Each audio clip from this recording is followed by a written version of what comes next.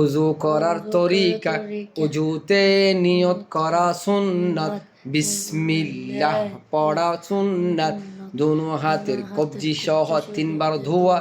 সুন্নাত, মিসওয়াক 3 বার মিসওয়াক করা সুন্নাত, 3 বার কুলি করা সুন্নাত, 3 বার নাকে পানি দেওয়া সুন্নাত, সমস্ত মুখ 3 বার ধোয়া সুন্নাত, ঘন দাড়ি খিলাল করা মুস্তাহাব, ডান হাতের কনুই সহ 3 বার ধোয়া সুন্নাত, বাম হাতের কনুই সহ 3 বার ধোয়া সুন্নাত, দুনো হাতের আঙ্গুলি খিলাল করা সুন্নাত, সমস্ত মাথা